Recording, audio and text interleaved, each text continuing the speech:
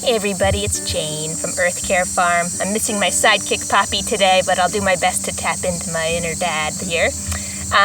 We just had a tropical storm here a few days ago, 3 days ago, and we lost power for 3 days, and we lost a lot of limbs and trees, and we lost our sunflowers. But one exciting thing I wanted to show you guys is that when you treat soil with respect, honoring those soil microbes, it can weather a storm. We got 5 inches of rain in 2 days, and my soil actually is pretty dry right now. It's got a nice moisture content, and I can see it's a really nice texture because we haven't been walking on this soil in years now. We have this beautiful straw mulch that slows the rain down when it hits.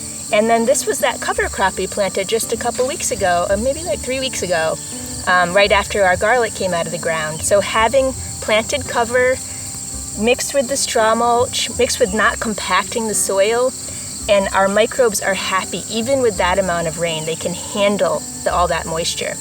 This is going to be key as we experience global warming and more storms, is really thinking about soil and how water is going to hit soil, how water is going to hold moisture when we do have these extreme droughts, and just kind of making it so our soils can absorb these challenges with the weather. It's going to help farmers a lot. As I was pulling this out, I just noticed we've got some little mycelium, the fungus root hairs. Amazing to see in your soil. You just know there's a lot of life in that soil when you have these little mycelium in here. Roots to ground the plants in. There's a lot going on in this little bit of handful of soil. On the opposite, these are my pathways. I can't even get my hand in here.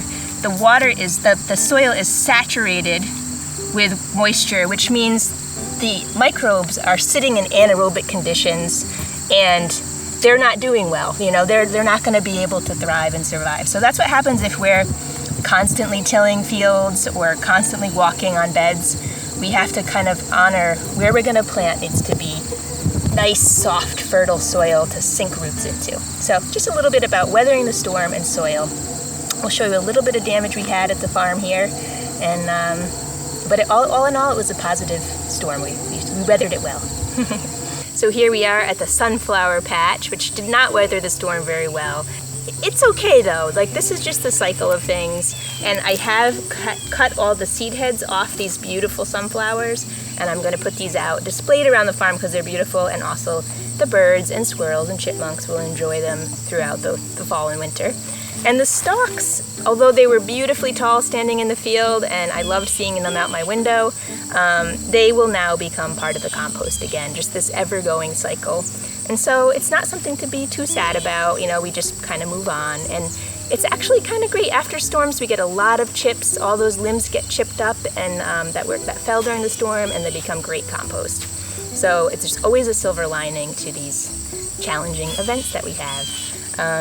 And I don't know, I'm psyched. I'm actually going to try roasting some of these seeds too with a little salt. Delicious. All right, thanks so much. Hope everybody else weathered the storm okay.